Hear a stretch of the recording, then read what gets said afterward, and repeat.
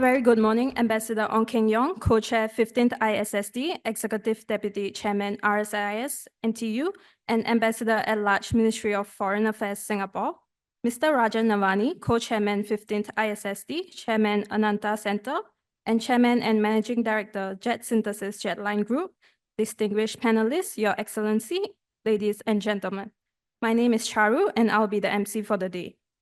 On behalf of the Institute of South Asian Studies at NUS, Ananta Expense Center, and the Confederation of Indian Industry, I welcome you to the 15th ISSD Public Forum titled India and Singapore Partners in Technology and Digitalisation.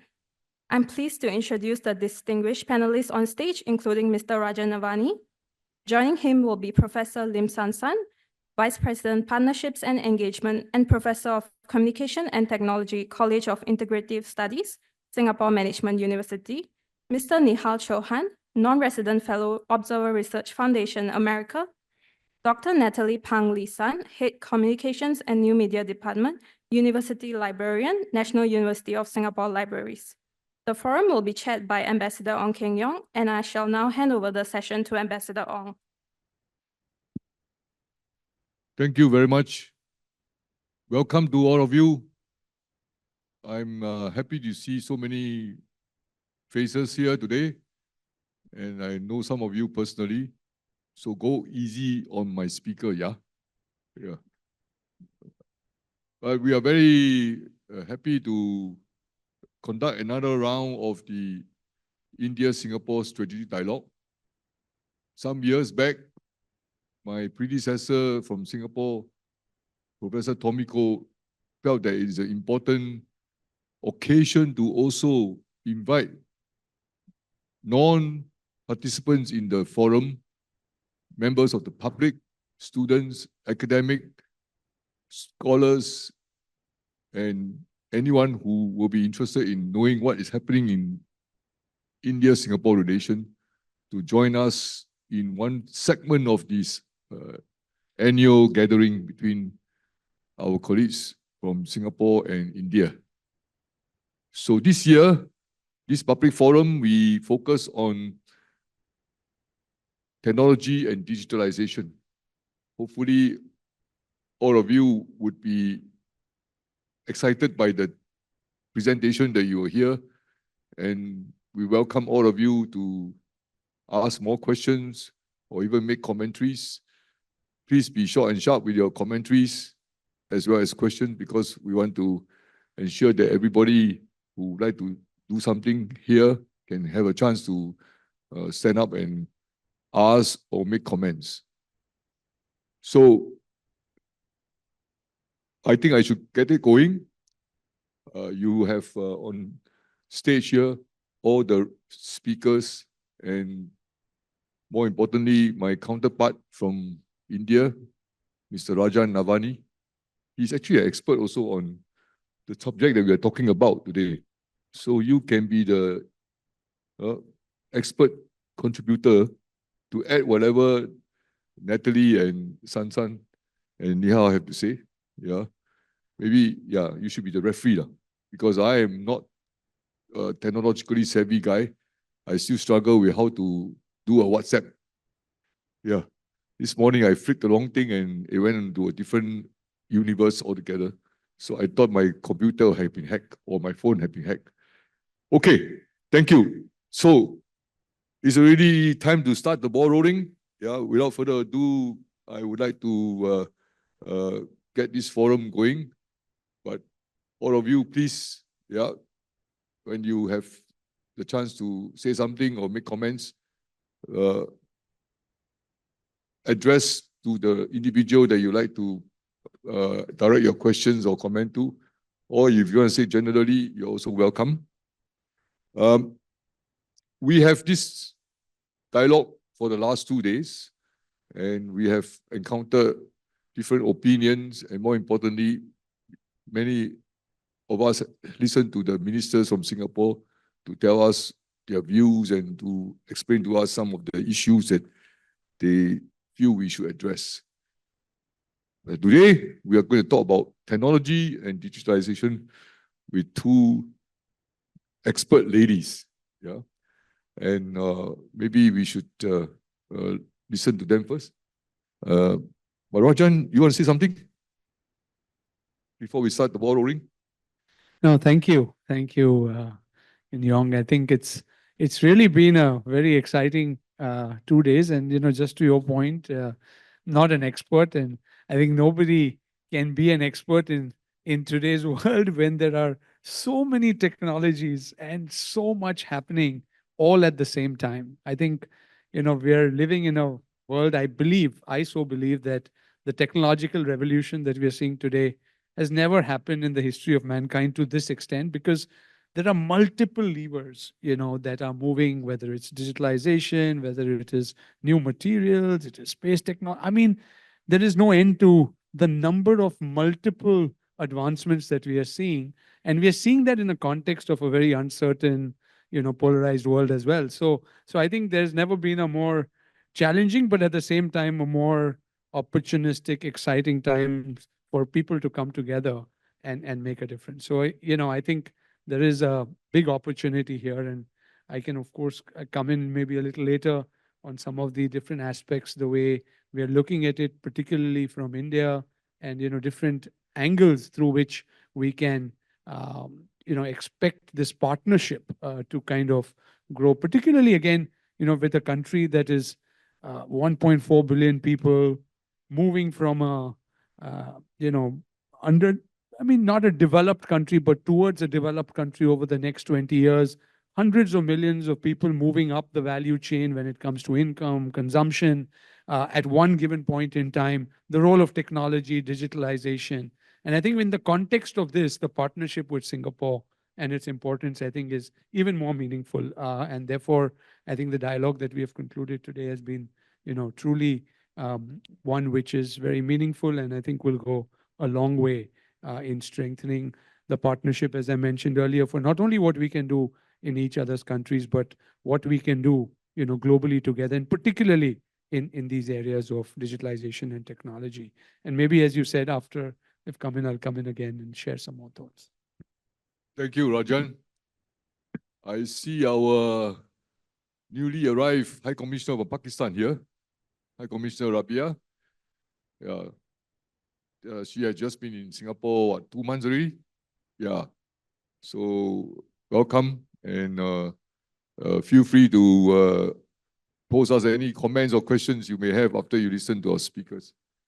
And of course, our colleagues from the Indian High Commission are also here. In fact, the High Commissioner from India has spent 2 days with us, listening to the woes of the private sector and scholars, academics. Okay. Now, maybe we should start by listening to Professor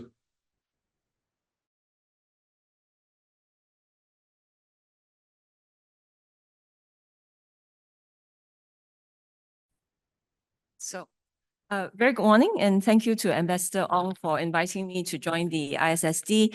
It's been a very enriching and insightful 2 days, and certainly, in the spirit of National Day, I think there's nothing more patriotic than to think about, forging stronger partnerships between Singapore and good partners like India. So in the spirit of digitalization, I obviously had to summon Delhi to prepare a diagram for me that represented Singapore-India cooperation in digitalization. So I do suffer from carbon emissions guilt when I use generative AI. So I'll recycle this image later. But I was quite pleased with Delhi's results when I gave it the prompt. I said, depict a strong relationship between Singapore and India where we work closely on digitalization and technologization. I will tell you, it gave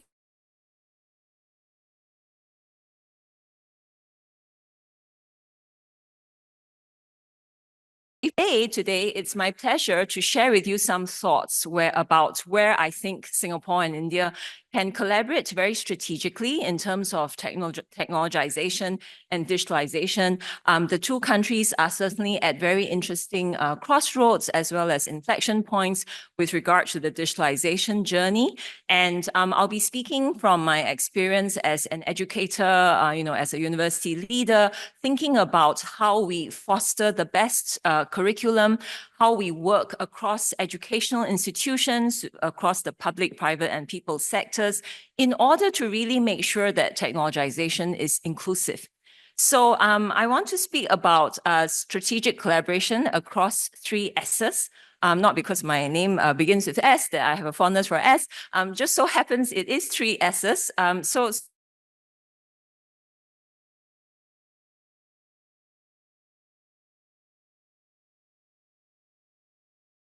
I'll explain why STEAM education is so close to my heart. When you think about Ambassador Ong, berating himself for not knowing how to use WhatsApp, that's actually the wrong attitude. You shouldn't be berating yourself. Technology should be easy to use. It should be intuitive, right?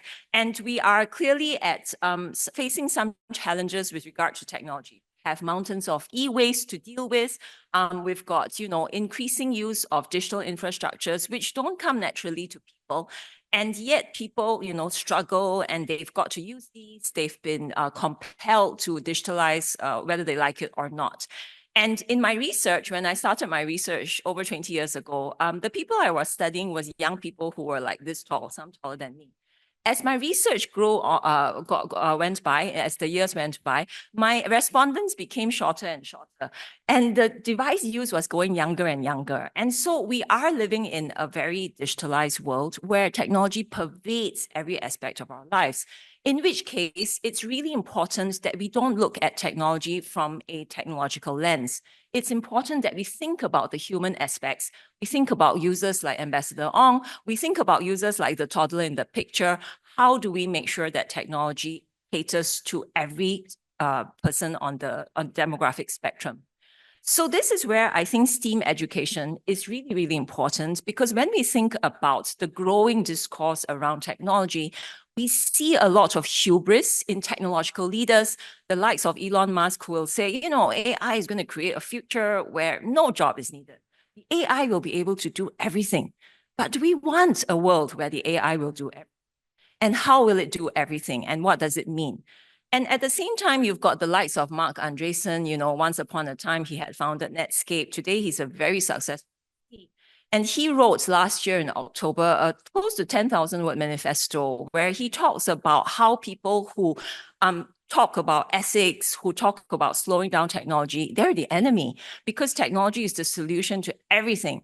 And he believes that, this techno-utopian future is basically the blueprint for all problems. And so there was a line in his manifesto where he said, there is no material problem that cannot be solved with more technology. And these are the kinds of hubristic sentiments that are actually very dangerous, because ultimately it's not a matter of just releasing technology into the world. It's releasing technology in a world where we've got complex situations, we've got ideological debates, we've got different kinds of value systems. And so it's really important, therefore, that we don't educate all of our technologists with that conceit and arrogance that technology will be the solution. In which case, this is why it is so very fundamental that we put the A into STEAM education, where it's not just about science, technology, engineering, and math. We need to put in the arts and the humanities so that students are exposed to the fine arts, so that they understand philosophy, so that they read literature and they have empathy for the human condition. Why are people emotional? Why do you have that sense of fear sometimes when you use certain devices? Why do you have that sense of anticipation when you see a WhatsApp from someone you have a crush on? These are all, emotional issues that come into play when people engage with technology. Similarly, with the social sciences, how do we use technological and digital platforms in order to nudge people into healthier behaviors? So this is where, when you've got technologists working alongside psychologists and so on, you've got much richer perspectives to think about technology as a solve and not the perfect solution.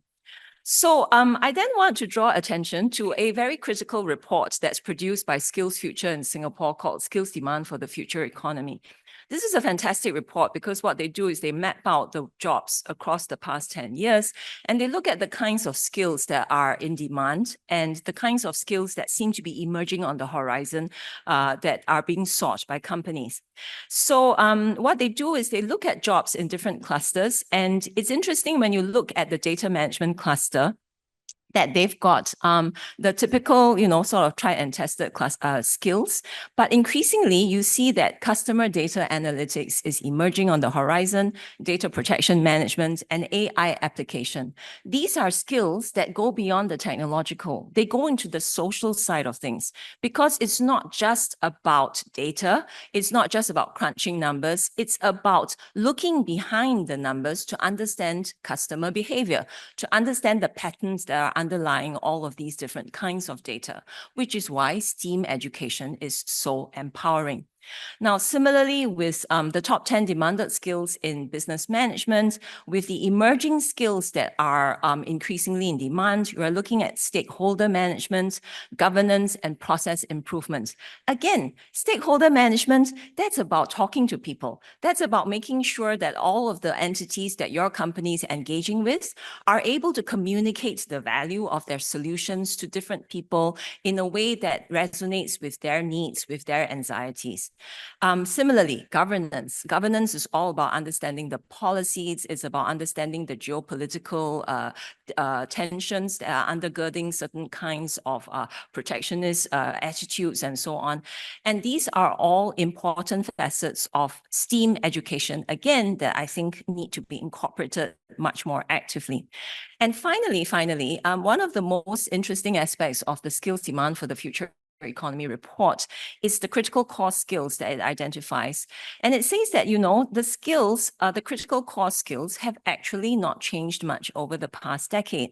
And skills that are consistently in the top 10 would be communication, collaboration, how to work with people, problem solving, which requires that critical thinking, creative thinking, as well as self-management. How do you manage yourself as an employee?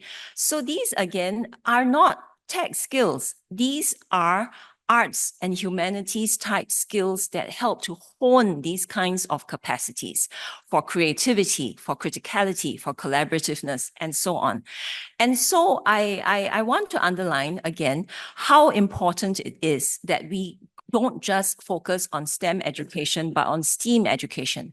And I think this is where universities and higher education institutions in countries like India and Singapore have done really well at and can do so much more in our partnerships, in our exchange programs. How do we be more mindful about creating more avenues for really valuable STEAM education? And STEAM education is so critical. It helps to hone the competencies in an interdisciplinary manner. It helps to inculcate that sense of the importance of humanity. How do we continue to have a human-centric perspective, even as we technologize ever more fiercely? And finally, think critically about what tech leaders are always selling us. How do we, question the kinds of discourse around the powers of technology? How do we take a step back to reconsider how technological solutions may bring about new problems? So this is why I'm a huge champion of STEAM education. Now, this is a really interesting segue into the next S, which I think, countries like India and Singapore can collaborate on. And clearly, when we think about a lot of the kinds of online harms that we face today, everything from trolling, cyberbullying, online scams, different kinds of disinformation, deep fakes now produced to a very high level of sophistication. All of these really require that our everyday consumers, every one of us, all of this requires that we all have that criticality, that we've got that critical thinking, that we're able to understand why a particular message is conveyed to us in the way that it is, because it reflects the political economy, right? People want to produce things that generate eyeballs, that increase audience engagement, that makes you so angry, you want to share it with many people. And these are really the sort of the wheels that push along online falsehoods, that push along all of these kinds of online harms and behavior. And so this is where I think, countries like Singapore and India have so much to collaborate on in terms of our shared insights. How do we bring the three Ps together? The public sector, the private sector, the people, community sector. How do we work together to tackle the issues around online harms? And I'll tell you how harmful online harms can be. Because people feel frightened when they go into certain parts of the internet, they may then reduce their online time.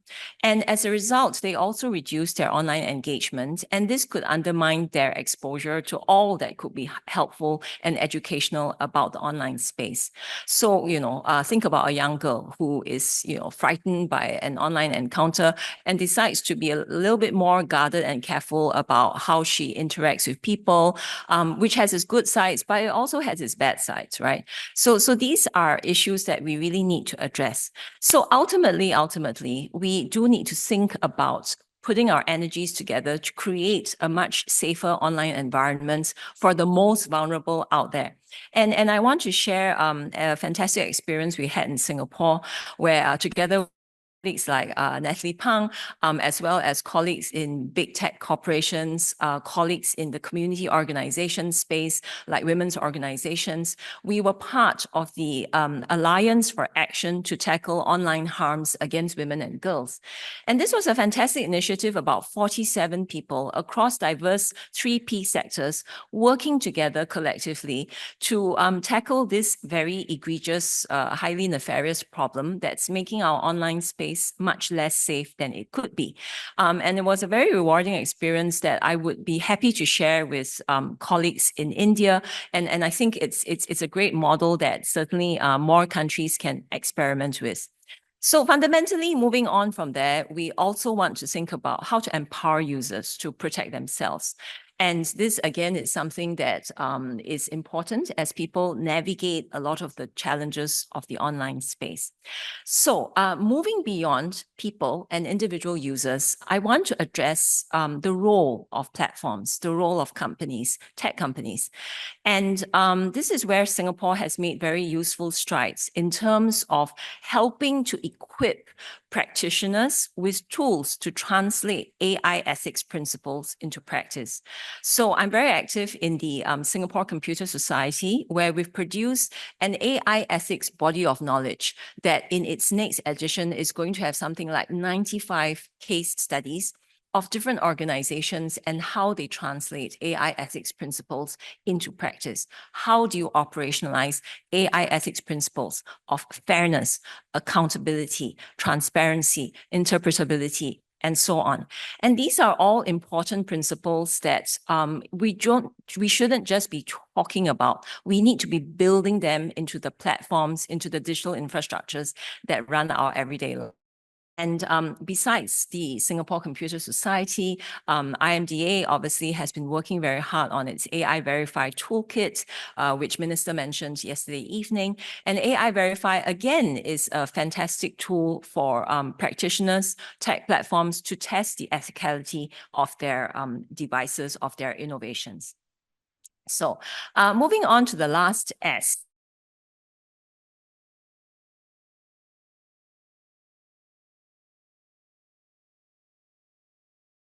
Third largest innovation ecosystem in the world after the US and China. And India, of course, has birthed over 100 unicorns to date. And I want to draw the link between India and not just Singapore, but between India and ASEAN. And that's because in my work as VP for Partnerships and Engagement, I look after innovation and entrepreneurship. I interact with the ASEAN Universities Network.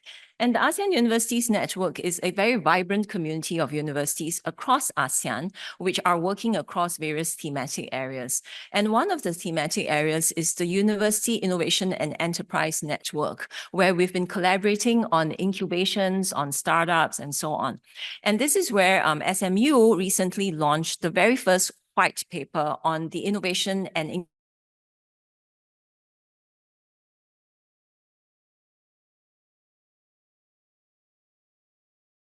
in key highlights, but essentially we were very motivated to put together this white paper because we wanted to tell the story of Southeast Asian incubation. We wanted to tell the story of Southeast Asian success stories because Southeast Asia is a hive of startup and innovation activity. And we've also got fantastic macroeconomic factors that favor innovation, that favor incubation. So just look at some of the different kinds of demographic dividends that you can see in Asia and ASEAN in terms of the size of the population, in terms of the usefulness of the population. And just think about the different kinds of startups and unicorns that have emerged from Southeast Asia to really disrupt the landscape and to improve and increase the number of services that have raised the quality of everyday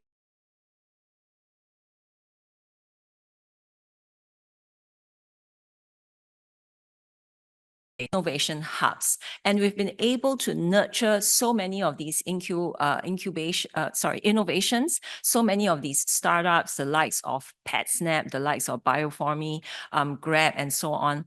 And when we think about universities as innovation hubs, we can do so much in terms of how we nurture students, in terms of how we stage different kinds of events, their innovative ideas.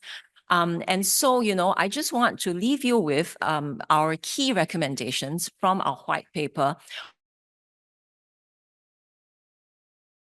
collaborating across the region. And that's really with regard to, for example, technology commercialization. How do we get the best practices around registering your patent? How do we get the best practices around technology transfer more evenly spread out, more democratized across the region?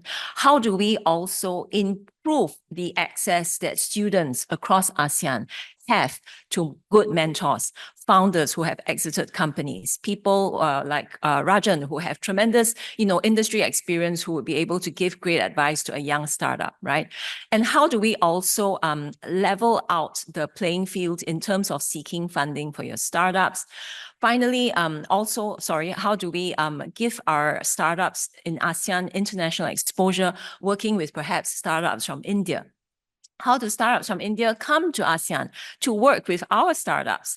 And also, finally, we've been speaking a lot about data. How do we then manage data across the different kinds of innovation hubs across the region so that there is awareness of the different kinds of innovations, whether it's in materials engineering, whether it's in fintech, whether it is in healthcare, and so on.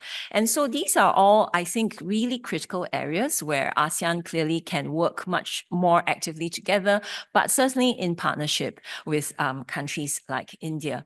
And I saw there was quite a lot of interest in the white paper. I'm happy to share with you the QR code if you would like to download it. I'll just keep it on the screen for a while so that you can access the QR code. And please, if you're interested in supporting innovation and entrepreneurship, please reach out to me. And so just to wrap up quickly, again, I do feel that there is so much we can do in terms of collaborating between Singapore and Singapore and India. And the strategic collaboration areas are in the 3 S's, in STEAM education, in online safety, as well as in startups and scale-ups. So if you'd like to connect with me, that's my LinkedIn, and I'd be happy to continue the conversation on innovation, internationalization, and STEAM education. So thank you very much.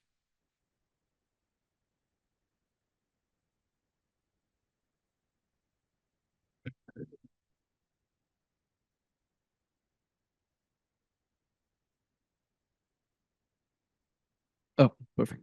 Hi, good morning, everyone. My name is Nihal Chauhan. I'm from India.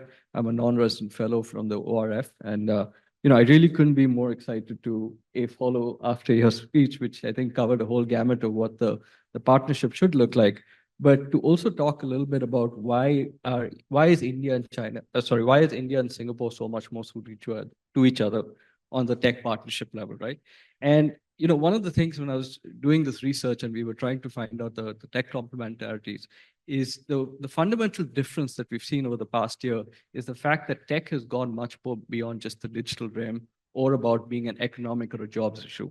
The fact of the matter is it's very much become a security and a national strategic issue. A very striking statistic that came from last year was that China's imports of semiconductors exceeded that of oil, right? And that shows that in many ways that tech is becoming a key element of strengthening our national security, our economic resilience, and enhancing our R&D and innovation. And in the context of India and Singapore, while we've had, I think next year we celebrate 60 years of that relationship, the fact of the matter is this is one of those domains that will really allow us to up-level our relationship, but also to expand it beyond different sectors. And this is why I feel that once you get onto the tech, once we have this partnership going on, it'll really emerge as a vital marker for stability, prosperity, and security. And so I want to just talk about three themes briefly about what we're seeing going forward and what are the trends I see going ahead. And so the first one is that tech is going to shape our geopolitical choices. The fact of the matter is digitization impact, like I said, is far beyond the economic realm. I find it very interesting that even till about 5 years ago, when you had reports coming out of Davos, many of the big tech companies, when they're dealing with stakeholders, with governments, with agencies, talked about the jobs they were creating, the infrastructure they were putting, the investments they were making. The fact of the matter is, post-COVID, those conversations are shifted. It looks like there's much more scrutiny about the origin of the companies, what they're doing, how they're handling data, and where it's coming from. And the reason I feel, and I'd be happy to be corrected, is that tech has become so integral to the policy framework of a country, to both the social governance side of it, to the political side, and the national framework. I mean, India is a great example of how much tech has actually changed the country. In the last 20 years, India has risen from the 11th largest economy in the world to the 4th largest economy in the world. I'd argue tech has a very large part to play in that. To give you a sense of what the statistics mean for India, today India has about 1.21 billion mobile connections. It has about 582 million bank accounts. There are 400 million people on the internet. I mean, those numbers are staggering. If I'd put in the context of Singapore, though, if I just take that in parity, I think it'll be similar. But that just goes to show how deep has tech integrated into our lives. And it almost touches the life of everyone in India. And hence, this will place a premium, or this will ensure that tech is not seen, that any partnership that a country undertakes on the tech side will have to be with a trusted partner or ally, with who you want to seek long-term convergence. And this brings me to my second point, which is you are going to seek value-driven partnerships. In managing the geo-economic and strategic competition, it is vital to collaborate with partners who have similar values and interests. And I've worked in a big tech company before, and I can tell you something with absolute clarity that, that essentially when a product comes out of a democratic country or a country that has democratic principles, it changes the product architecture. A search function does not become a surveillance function. An AI function does not become a preventive law function. It is used, there are redressal mechanisms, there are ways to get around there are ways to essentially make sure that the technology is protected and people and users' rights are protected. And I really do feel that as India and Singapore, as two democracies in the region, both countries have a policy framework that ensure these guardrails are in place, and that essentially they're able to prioritize safety and security over commercial or political gains. The last one I would say is need for state leadership. I found it very interesting that even about 20 years ago, and starting with the time of Ronald Reagan, there was this view that government should not be in business. It had no business to be in the part of business. To some extent, government was seen as a bad or impediment to business. I would argue, in fact, today in today's world, with increasing digitization, with increasing impact and potential of technology, that's actually the converse. We need more state leadership. We need the government to be able to put the guardrails in place to protect citizens and also to enhance those partnerships. One of the things I found most inspiring is the partnership that the Indian government and the Singapore government have taken in establishing cross-border financial payments network. So in 2023, I believe, UPI, which is the India's payment stack, actually did a linkage with the MAS on PayNow. And the fact of the matter, that was the first country that India came out with and did that partnership with. And I feel to build on that, you have to have a more progressive tech framework to go ahead. And for that, I would say there's essentially 3 points that are needed. Number one, you need a convergence on standards to facilitate cross-border data transfer flow. It cannot, tech is one of the things that cannot work in a vacuum. You need that data to move. But you also need a privacy framework among whitelisted institutions that would extract the data without exposing sensitive personal data. Citizens are concerned about what the privacy means. There is a premium on that. You want to ensure that data, and there has to be a framework that proposes it. And the last one is you need to continue investing in digital infrastructure. This is something only governments have the ability to do, or ensure the guardrails are placed if it's big tech, and to ensure that data can be exchanged between sectors and borders. I would argue that today the world is facing a narrow window of opportunities. It is the inter-AI years. AI as a technology is coming out. Tech companies themselves don't know what it really means, and governments and regulators are following in, but trying to figure out what the impact is. The standardizations will change. Standardizations will be a big part of what the next rules of the road will be. And we have this brief amount of time to do so. And I'd argue to say that while AI technology enabled progress, decisions made today will determine what is possible in the future. And I feel, again, this is a very strong role given the complementarities of Singapore and India to actually shape and make a progressive tech framework that actually benefits citizens and is used in a responsible manner. Lastly, I would just say is while we talk about technology and digitization, it's important not to make sure that we're not missing the woods for the trees, and essentially that it means tangible benefits. The fact of the matter is you will have people who are impacted. In India's case, employability is a huge factor. One of the biggest things for a policymaker today in India is to ensure that 600 million people, young people coming into the market, will have jobs. It's not going to be easy. For Singapore, I think it means ensuring that in an aging demographic society, how do you allow the efficiency of tech come in without removing skills, right? And that for essentially would require this tech, any tech that's coming out today, to ensure that it drives tangible benefits and having a social security system in place. And I would say to some extent, we're already seeing that collaboration between Singapore and India take place. You're seeing, I was happy to see that Singapore has supported three to four skill centers in India, in Assam, Odisha, and Delhi, with technical assistance. Singapore's model of integrating skilling into education has been taken into India's national education policy to provide early exposure to vocational education.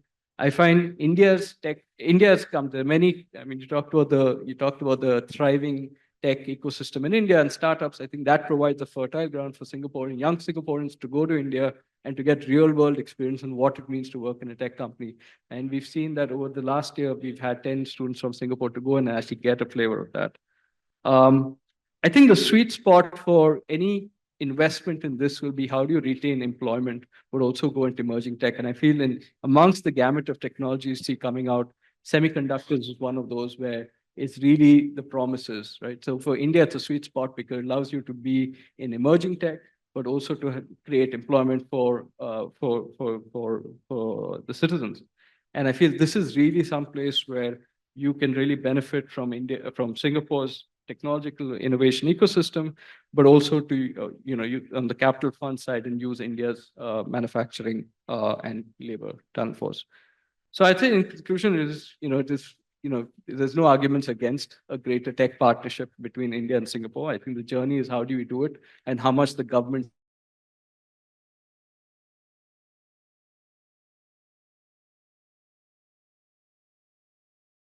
ecosystem amongst businesses, other stakeholders, academia, research, and innovation that essentially will follow. But I do think we need the government to follow on this. So I'll conclude my remarks, then happy to answer any questions.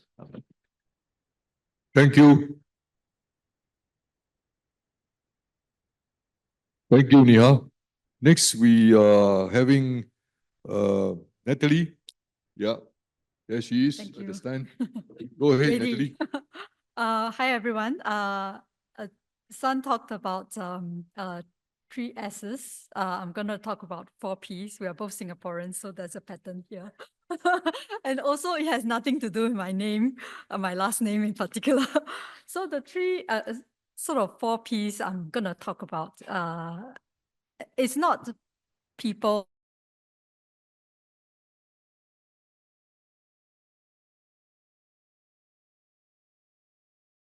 that we need to discuss in the whole issue about digitalization. And I'll leave it a mystery what the last P is later.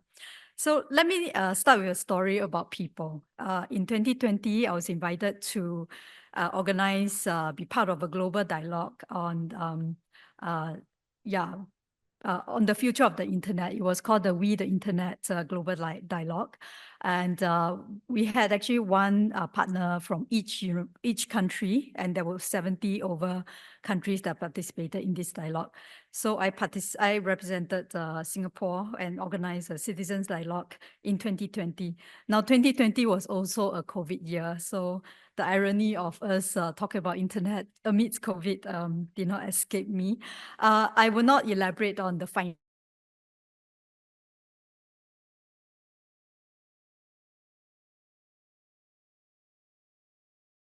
website. Happy to share the link later as well. But I'll just share two lessons I learned from this particular dialogue. Firstly, even though the state of development are different, right? The state of development of critical and also digital infrastructures are different across all 70 countries.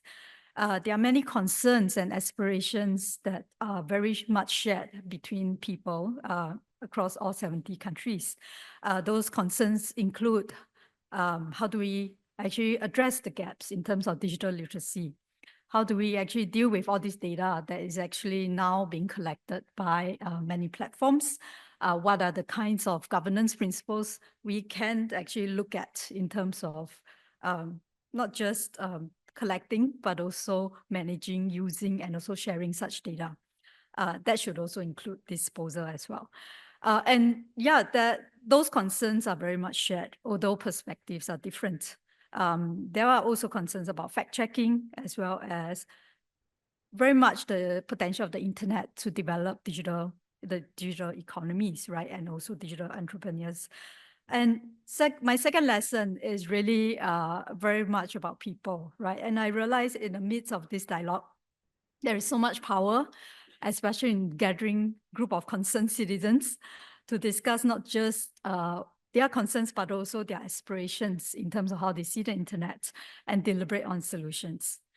Now, this brings me to why I think a good digital society needs to have people who are able to not just use tech meaningfully for themselves, but also use them responsibly for others, right? That includes their families and their networks.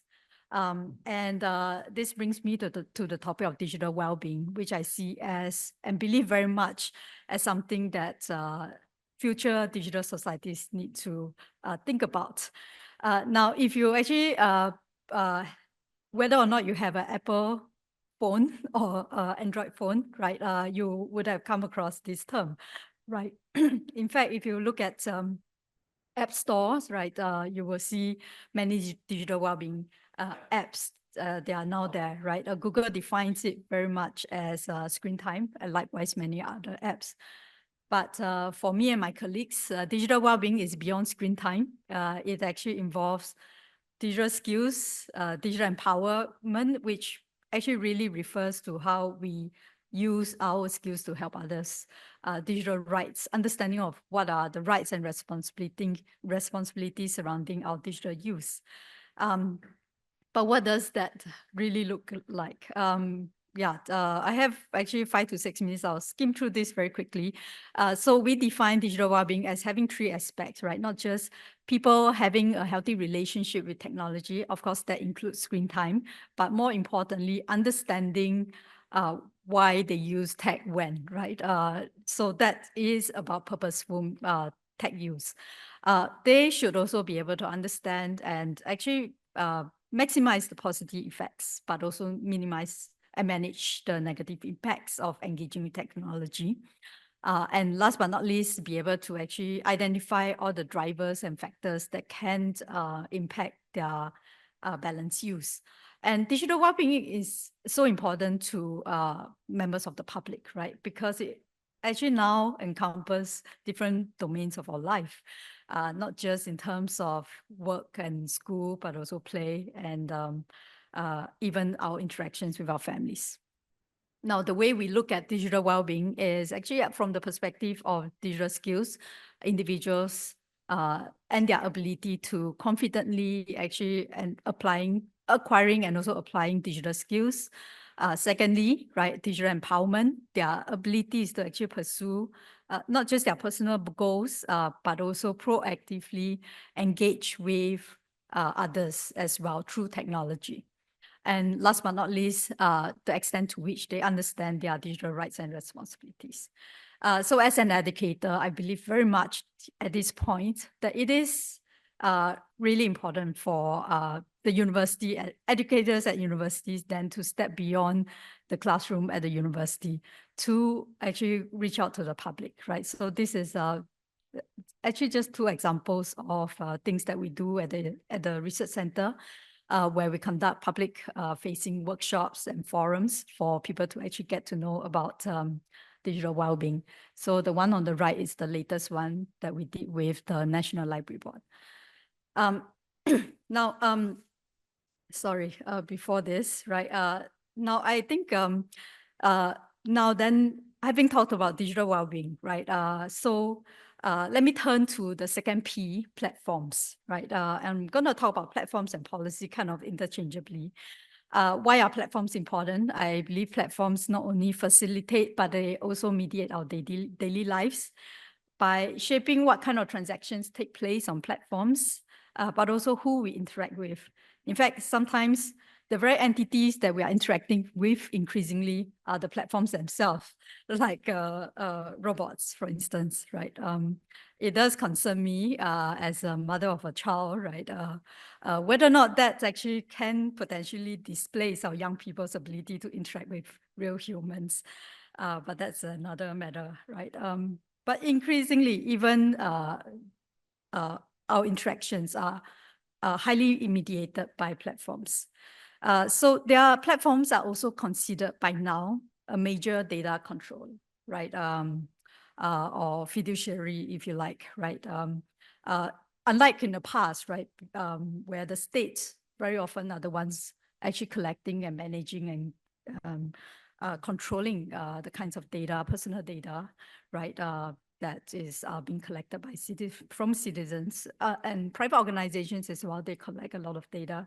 Platforms by now are now considered actually a major data controller. So, it does behoove us to understand what happens on platforms, because that can impact our digital well-being.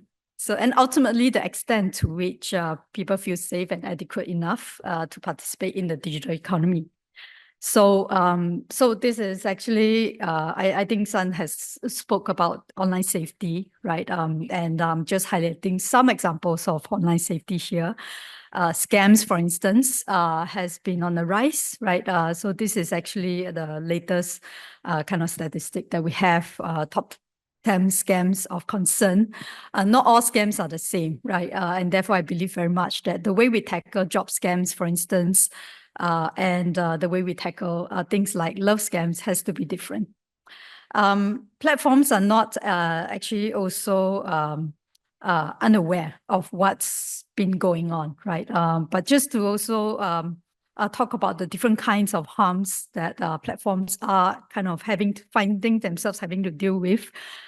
This is actually from a latest survey that's been released by MDDI, right?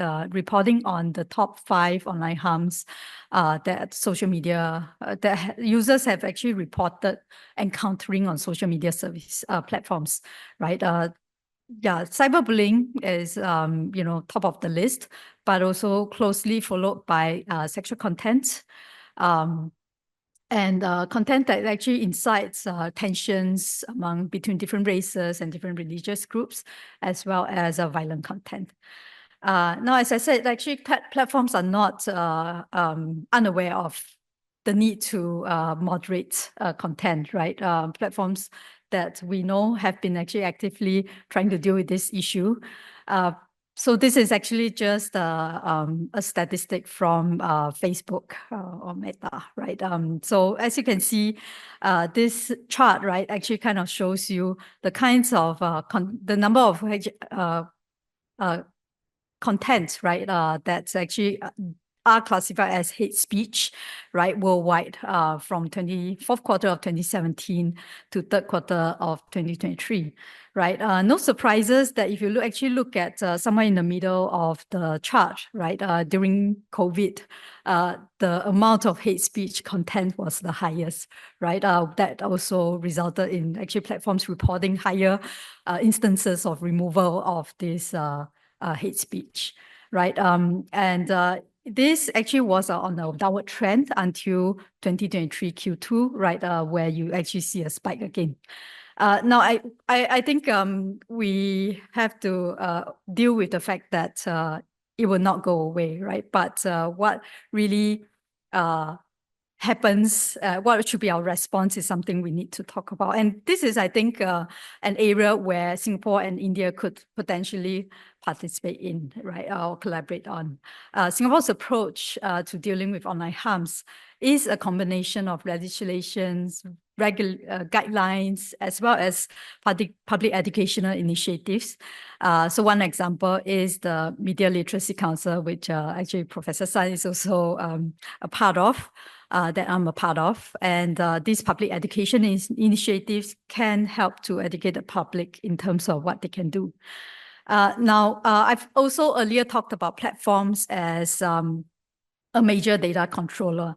Now, this is just actually would like to talk about a study that I did some time ago, right? So in this survey, we actually surveyed people from Japan, Taiwan, and Singapore, right, about their concerns about data, right? What are some issues that they have with data disclosure and data sharing? Now, the data points really show that concerns about various areas of data misconduct are growing, right, from identity thefts to unlawful surveillance, right? And on this note, right, I think there are a few areas that we could potentially explore. The first is really how we can strengthen our cybersecurity between both countries, right? And secondly, it's actually really about capacity. I'm so glad that Sun actually talked about data management skills, right? Because I also think that this is an area that both countries can do more of. And the third is about data governance. Now, this is actually, I think, very tricky because I truly believe that data is very diverse, right? There are many types, but also quite often data exists on the spectrum. For instance, personal data, when they are collected, the primary concern is privacy of individuals. But personal data, when they are de-identified and aggregated, right, they can become data that can be used to sometimes monitor public order, maintain public order, sometimes also to use by businesses to make decisions. So the issue of data governance, especially in terms of also cross-border data flows, again, I think is something that both India and Singapore can do more of. Now, I'm coming to my fourth P, right? I don't know if anyone has guessed what this is, but this is potential, right? I like to think of threats and problems also as opportunities, right? And potential to do more work on. Now, since this is a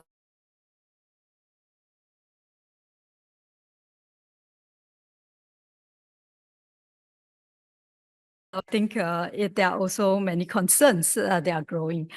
For instance, AI being used in various types of scams, AI being used to create more deep fakes and even more convincing deep fakes, right? AI being used to generate abusive content, such as sexual content, right? Is just some of the concerns about AI, right? I think one thing that we need to be mindful of, right, in terms of how we actually develop a response to deal with AI and its development, right? It's also, there is actually tech bifurcation, fragmentation that is going on even today, right now, right? So even as we think about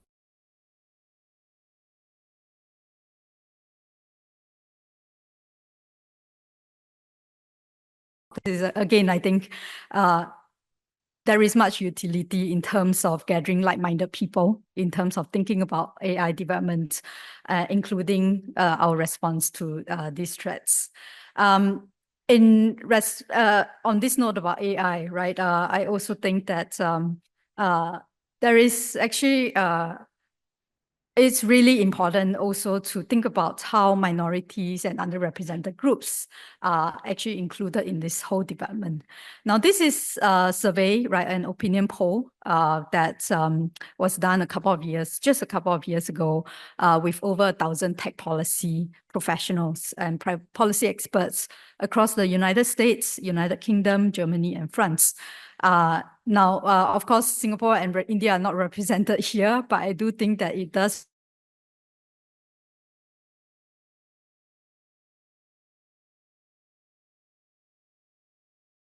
is that, yeah, while there is actually much optimism about the impact of AI for big businesses. In other words, it benefits big businesses the most, right? There is actually the sentiments towards the inclusion of minority or underrepresented group is in fact the lowest here, only 23%. Last but not least, right, I do want to end on the note that as much as we talk about tech being digital, tech is also material, right? So all these growths in AI, data localization policies in some jurisdiction, the growth of tech companies, right, and demands for cloud computing do mean that, yeah, data is going to grow, right? And where does all this data go to, right? It is data centers. If we actually look at the number of data centers that's been developing in the last 10 years, it is on the upward rise, right? Especially so in the last 3 years. And I extracted this data, right, which shows that in Asia, right, other than China and Japan, India and Singapore are one of the few countries that are leading in terms of the number of data centers. Now, what this means is that sustainability is key, right, in terms of how we can think about sustainable data centers, not just in terms of energy and power optimization, and the deployment of green energy to ensure that data centers are being sustainable, but also the usage of water. A lot of these data centers actually use water as a cooling agent. And now that I think again harks back to a unique challenge that we have in Asia as well, because Asia is tropical, right? But that problem also presents a potential for us to actually engage in more innovation. IMDA, in response to this growth, for instance, has actually released the Green Data Center roadmap last year. And again, I think this is an area that we can explore further collaboration on. So with that, thank you.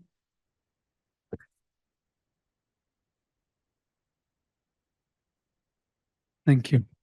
You know, we've heard the 3 S's and we've heard 4 P's. I'm going to take another alphabet and kind of contextualize, the potential of this partnership, the alphabet I, not from the fact that I represents India, but Digital India is a massive effort in India.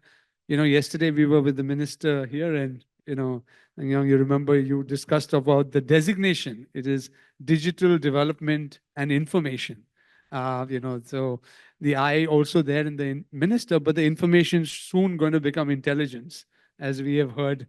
So a lot of plays with I's.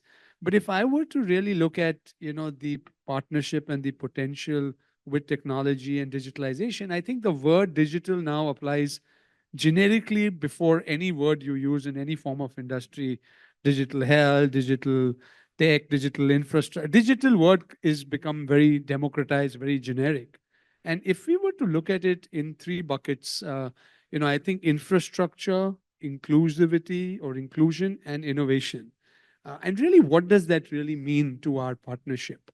The reason I use the word infrastructure, because I think that's a very big, important, differentiated way for us to look at infrastructure. While historically we have seen investments in infrastructure from countries, happening significantly on the physical side, I think India's particular initiative on the digital public infrastructure around financial services, and which has, created a massive push for both identity, inclusion.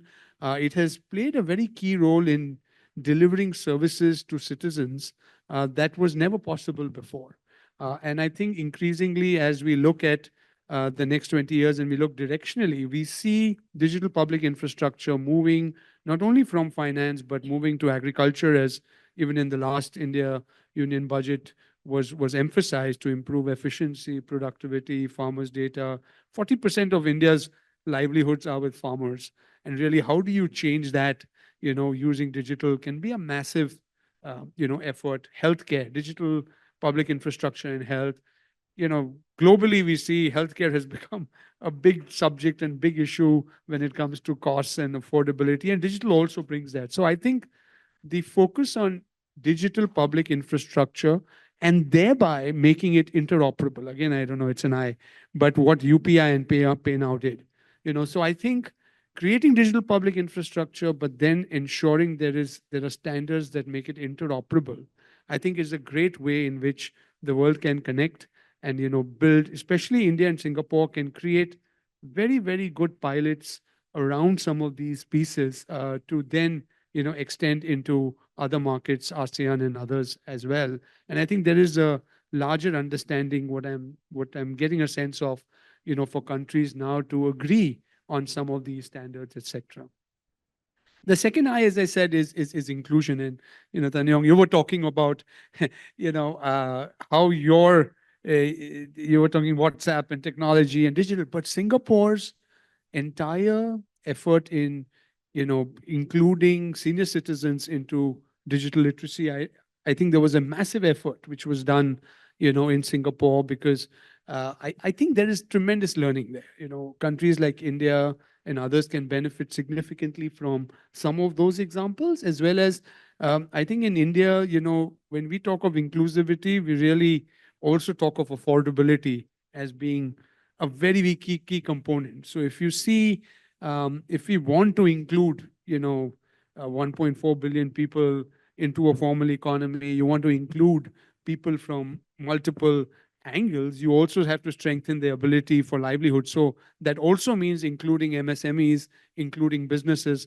As much as we think businesses also, readily adopt digital or technology, it's not true, because there are legacy businesses, and we know how much it costs and how much inefficiency, how much companies also need to innovate to bring about those transformations, if at all they happen. So I think, again, inclusion to me comes from a multiple angle, because a good, strong, future-looking company will strengthen employability, create better predictability of jobs and incomes, and also, create those new age skills that will be required to make that happen. But I think the most exciting to me is innovation, because I think what all of this does is the ability for this to now play a meaningful role in pretty much everything, and therefore the ability to innovate. And I am not just saying this in isolation, because if you look at value creation in the world today, the top 5, what we talk, $1 trillion market cap companies, 4 are technology companies, right? I mean, and increasingly so. And in those market cap, when $1 trillion is getting added additionally, I mean, it's $1 trillion.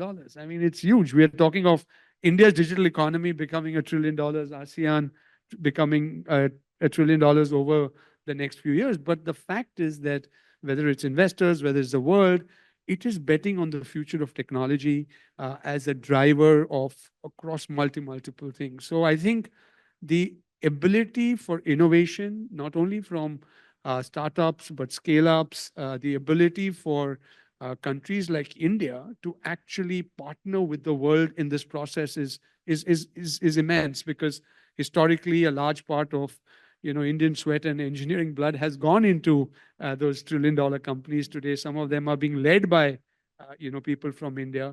And in my mind, I think there is a huge, therefore, an opportunity for a country like India to play a role of a partner to the world. So I think as India rises in both its economic strength and its position globally, I think India will be a super partner to the world, and in that way, kind of define what India's superpower status could mean. But in that process, I think a country like Singapore and India can do tremendous number of things together, because there is also an opportunity for India to learn so much from Singapore, both from technology, processes, and I think some of those things were covered, by both the speakers. And I must say that as we look at India, so you were talking of some of the businesses we've built. We are building for what we call is a digital always generation. Where the life that is spent in the digital world and what is spent in the real world, the Gen Zs. It's a blurring. I mean, many of them live their social lives, in the social world, in the metaverse. They step out of that to have a meal, to do a few things, and go back and immerse. They derive their livelihoods there. They derive their social status there. They derive their activities there, and this is to a world that is changing. And we touch about 1 in 3 Indians on a daily basis through our multiple products, platforms, services, digitally. And I can tell you that the amount of both engagement and impact and shaping that it is having is massive. And it's not only where their passions, etc. But when we look at areas like health, and we look at income, and therefore the responsibility from a digital angle, there's a lot that can be done through digital to truly transform people's lives, to make even the other life better. So as we look at the element of innovation here, I think that's again a big part, because we need universities, we need to collaborate both between our two countries. We need great examples of companies and entrepreneurs, new age. I mean, there was a statistic 1 year after coming out of college, dropouts from college, creating large businesses. The ability to build a people to people connect, and through that, both, whether if you look at the ASEAN plus India bloc as one, I think it's a good 25% of the world population. To see how some of these solutions, as well as the ability to create new technologies, can come. So while we'll see a lot of startups and scale-ups and a lot of the large businesses today already there because of the solutions and the problems that they're solving, I think the big last part on the innovation is the investments into deep tech. As I said earlier, that the number of technologies that are shaping the world are unfathomable, right? Generative AI is probably as big a change as the internet. There was, of course, an I again, but, it's as big a revolution. We don't see the impact today. Of course, it will. There was a steam engine, there was an internet, and there's, a generative AI. And that AI will create new opportunities for sure. It will expand the way the world will move. But just think about it, right? Quantum computing, for example, is going to increase the power of processing by a few billion times. Just imagine something that you're doing today is going to be billion times faster. So you can only imagine the amount of data that will get crunched and processed and create intelligence that's going to be of a very different order of magnitude. When I was talking of the reality to a Gen Z,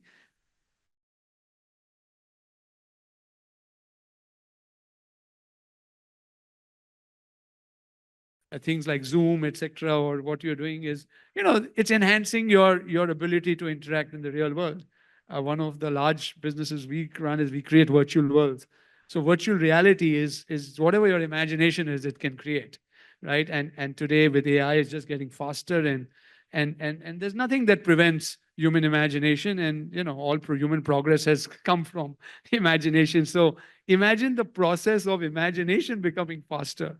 It's quite complex. But when you think of mixed reality, where we know very little about today, the real world, the way we see it, and the virtual worlds actually becoming part of a daily life in a very unseemingly manner for the next generation. You could have a hologram of somebody sitting here as easy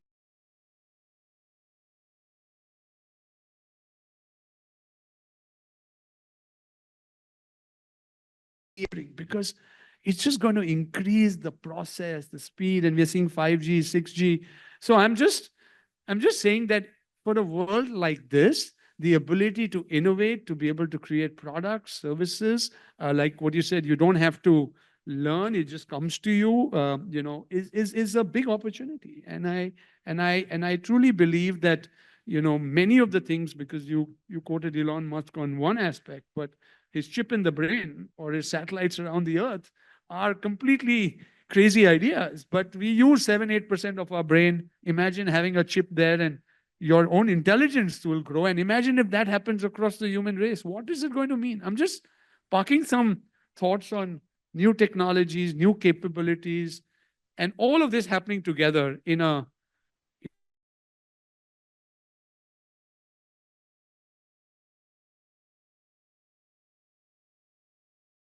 both, as I said, challenges, but I like to look at the opportunities. And I think innovating at the cross section of all of this, to me, is a big opportunity, for our two countries. So I'll stop here, but thank you.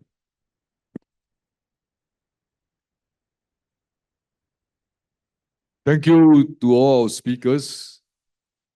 I would like to leave the floor open now for your comments and questions. I know time is catching up with us, but just those of you who want to make a point or ask a brief questions, just give us your name and your interest in this particular field. Anybody want to try? Start the ball rolling? Yeah. So your idea about partnership,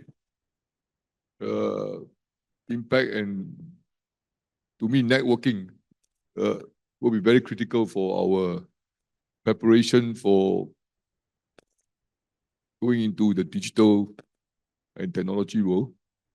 But it's not so straightforward. I envy all of you who can just switch or toggle between things. Yeah, I have to take a few seconds to understand first and then try to make some good use of the machinery in front of me, appliances. Anybody who disagree with anything they say? Okay, young lady there. Hello. Hi, I'm Christine. I've been part of the discussion and dialogue with our friends from India for the last 2 days. I appreciate very much the insights that we have heard today, and I'm still also interested. It strikes me that the context of technology and the context of digitalization is very wide and very diverse for our panel today. So thinking about the partnership between India and Singapore in this important strategic area, I would like to understand from our friends from India, when you think about the banking sector and the infrastructure with technology for financial services in India, where is the drive or the impetus emanating from? Is it being led by the banking institutions, or is there a national program for the future of infratech for financial services? No, I think Singapore has a Smart Nation program, right? I think that's probably the best way to look at the national program, particularly around the initial part of financial services, because it was driven more as an inclusive agenda. So, like Nihal talk about the number of bank accounts that have opened, the way subsidies have gone directly into bank accounts, taking away middlemen. A lot of the impetus for the national agenda around financial services, which has got more documented globally, has come around larger citizen engagement, benefits, etc. But I think what that has also created, it has created an opportunity to to build upon new innovation. So we find like what we talked of the integration today with, say, between countries like a Singapore going cross-border is a very, very strong ability to then add a suite of services around it. So if we are talking of in terms of agriculture, again, in India, for example, whether it's a lending to a farmer, whether it is the insurance of their crop field, so financial services actually becomes a very strong component of infrastructure for multiple aspects of the economy. So one way to look at it is that. And second is, I think if we look at AI or, any disruption, I think the base layer is digitalization. And the one thing that has happened in India is that 100% of, banking, finance has got digitalized, right? So when you have digitalization, you can add intelligence, you can add, you can do so many things on top of that layer. And if I look at different sectors in India, right, probably healthcare is still about 5 or 7 years away from seeing complete digitalization, maybe even longer, because health records and that it takes a longer time for a particular country to India. So in there is an opportunity to do many other things, till that happens. But once that happens, I think the larger innovation and ecosystem will come using, more amounts of data. And I think Gen AI is very, very clearly. So you're literally being able to predict, so today, if you see in India, and I'm seeing across most fintechs everywhere in the world, how much you should lend to a person, what is the capacity to pay back, what is the data points used, it's actually pretty eerie, right? You won't even use traditional ways. Like we have a mindfulness platform. We run India's largest mindfulness platform. So we believe that a person who wakes up in the morning and says, I'm not going to get angry today, I'm never going to speak lies, what is the chance of that person not returning your loan, right? So we have actually created a score of that and using that as a way when you're giving small ticket loans. So I'm just giving you, when there's a digitalization layer, the innovation is crazy that can happen on top of that. So just, I hope that answered your question. I'll just add a quick point to what Rajan said also, just on the financial services point that you mentioned. It's also very interesting that in India, for this concept of leapfrogging happened in many ways, and from the 2000s to the mid 2000s to after. And it's interesting to see that the number I put about mobile phones, we had about 800 million mobile phone. That corresponded so much with just the growth of financial services digitization, because people suddenly wanted that when they didn't, even before you had a computer, you had a mobile phone, and that just corresponded really well. And that brought so many more avenues that opened, whether it is money going to the stock market or banking, financial services, remittance is a big one, plugging those leakages in. So again, it was also a leapfrog that happened in that particular time that just corresponded really well with it. So Okay, hold on, Soma.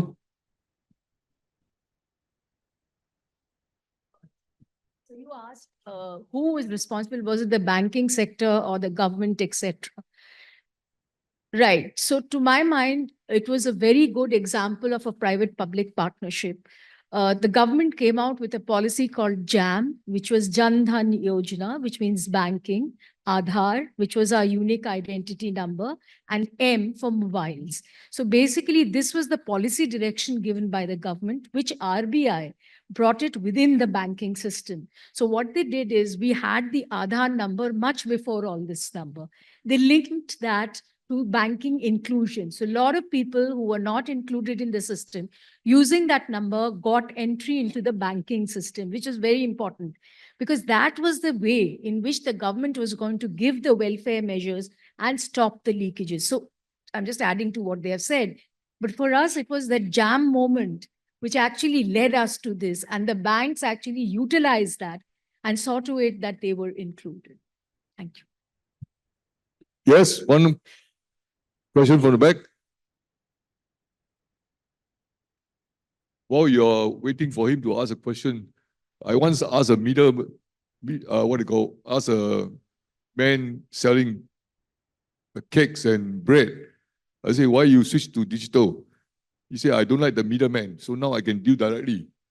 Yeah, and then I use that to ask one of my daily encounters in NTU, the university where we are located. And I asked a Bangladeshi engineer, why are you so hooked up on digitalization? He said, I don't want a middleman. I can send my money directly back home. So that is an impetus, huh, Rajan? Yeah. Anyway, okay, introduce yourself. Thank you, Ambassador Ong. My name is Louis. I am with RSIS. I do research on food security and digitalization. So building on the previous two questions and on Nihal's earlier point of UPI MAS collaboration and how this can be extended to other sectors. So after banking, what do you think is the next low-hanging fruit as other sectors which can benefit from this? And for our Singapore colleagues, do you think that the Aadhaar system in India is something that can be replicated in other ASEAN countries? And how can, Aadhaar is the digital biometric digital identity system in India. Yes.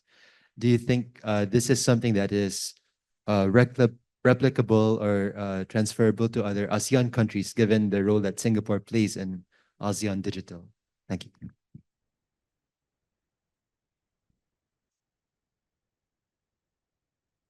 Sure. Thank you so much for your question. No, so one is just like I said, it was fascinating to see that Singapore was the first country that India opened up to. I think we all know the reason. It's just it's such a great partnership relationship, and this just further strengthened that ability to bring the commercial linkage, right? And so to your question of to what else, I honestly think the canvas is wide open, and it has infinite possibility in many ways because ultimately the on both sides there is a trusted partnership, there is a whitelisting in many ways of institutions. I think what needs to be done before that is harmonizing the regulatory environment, and that will then be dictate what will be next, right? So I can think of things like, say, healthcare, for precision, advanced healthcare, precision manufacturing, where you can actually have some of those linkages happen. But I do think the step before that will be needed is to make sure that the regulatory environment is harmonized, the standardization of the requirements on both sides is harmonized, and that will then open up the avenues for the different sectors that can actually be both countries can collaborate. So my point is the sectors are infinite. I think we need to get the regulatory environment for those sectors first. Yes.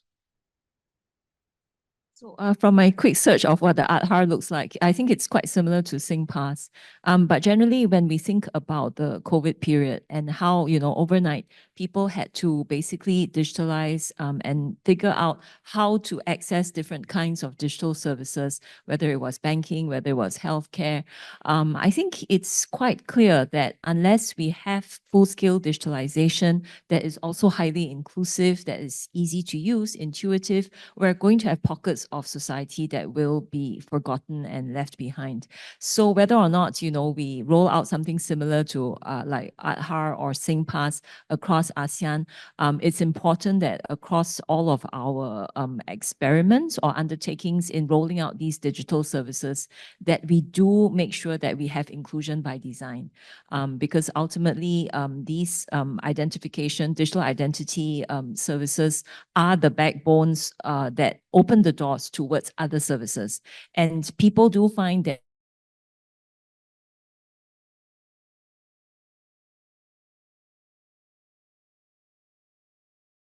so I do want to underline the point that we need fundamentally inclusion by design. Just to add on, I was also doing a quick search on Aadhaar. I agree with Sun. And also, I think it's on this point about inclusion, it's so important to remember that people who are more vulnerable experience privacy differently. Quite often, they have to, in fact, give more information in order to qualify for aids and so on. So I think when it comes to your question of whether or not it can be implemented worldwide, I think it's not so much a question of technical implementation as much as it is a regulatory and legal, whether or not there are regulatory and legal kind of provisions in place.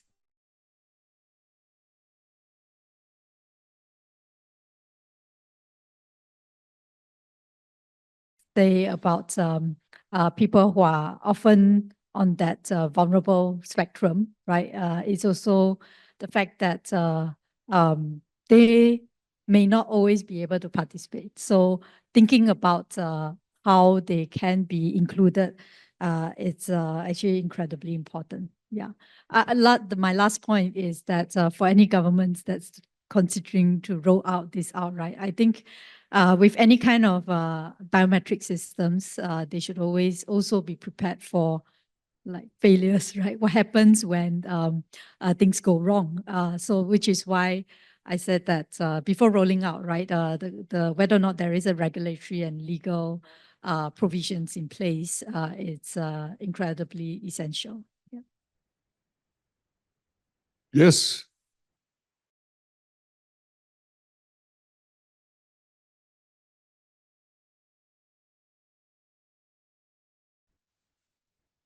No, I mean the guy who's handing you the microphone. Me too, but okay, so I think this question is inspired by the latest discussion on regulatory issues.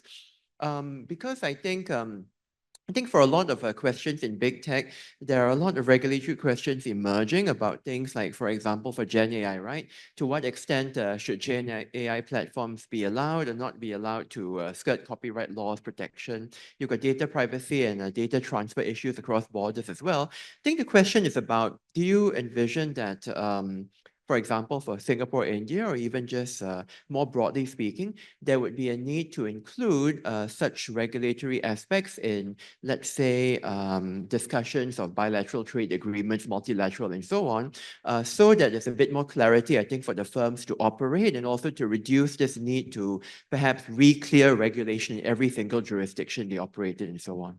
So thoughts on that, perhaps? John? Yeah, I think Singapore in the financial side has done the sandbox model really well. Where within a particular framework, you try and look at new experiments and then kind of build a regulatory kind of an understanding through that. India's, as Shoma mentioned, the RBI also has an innovation box. So in some areas, this is already a little further ahead because this is one area which is regulated.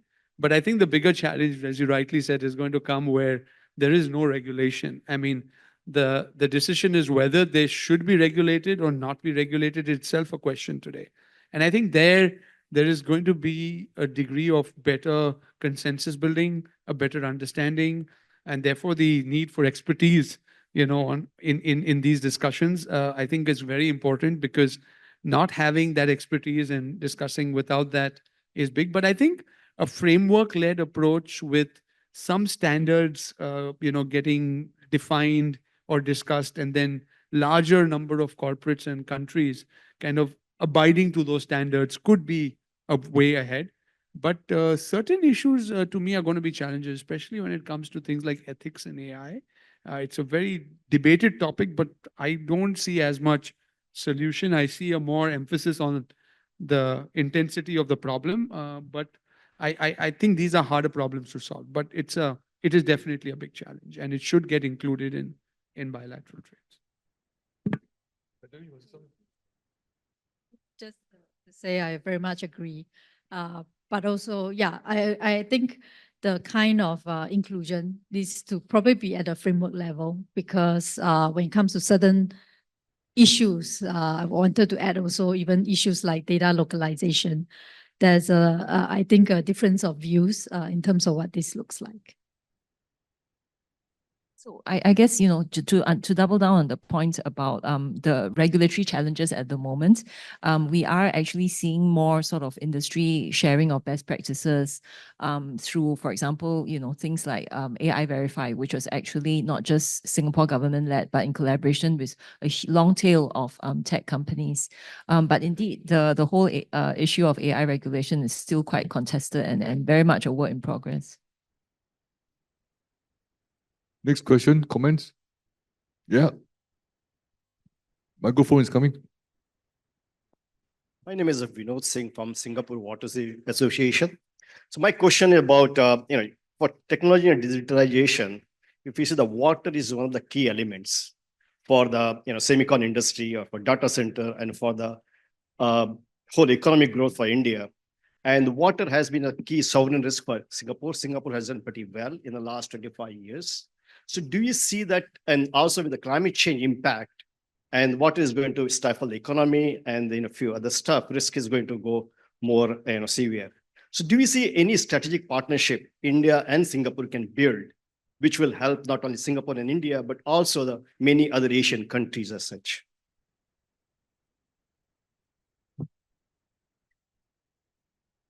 No, I think what you rightly talked, climate change technologies, water, these are big issues, right? I mean, and I think the world is dealing with these challenges. I think for both Singapore and India, this is a big one.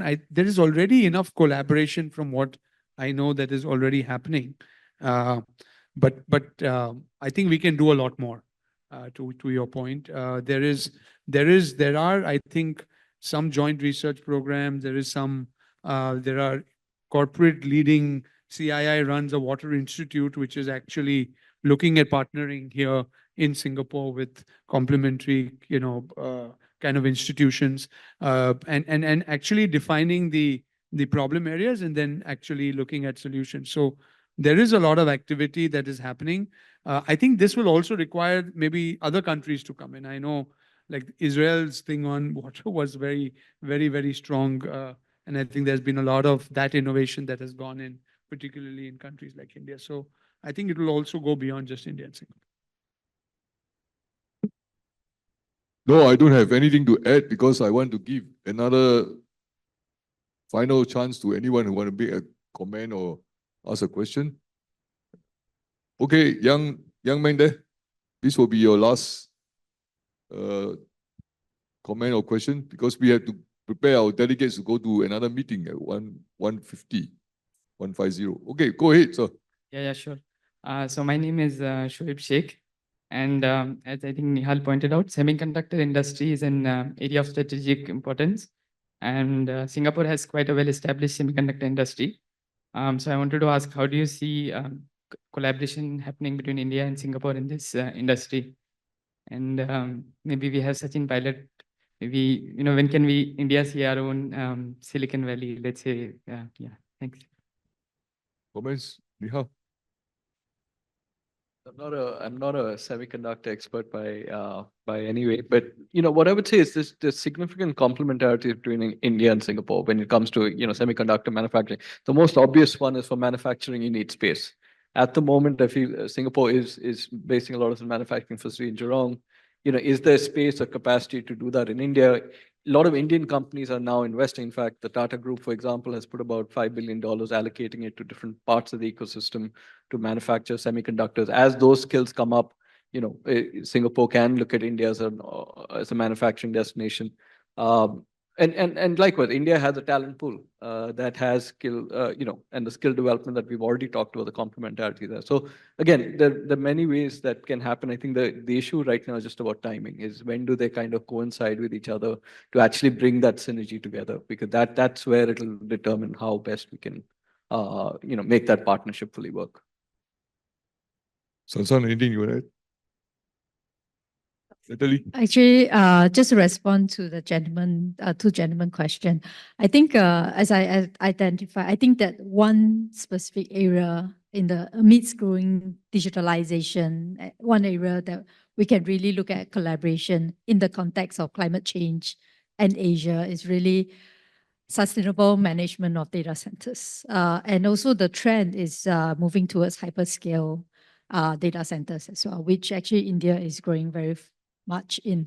So yeah, I think not just looking at the efficiencies, but also the policy at the policy level and standards level, how these data centers can be managed sustainably, and also develop a roadmap that can benefit the rest of Asia.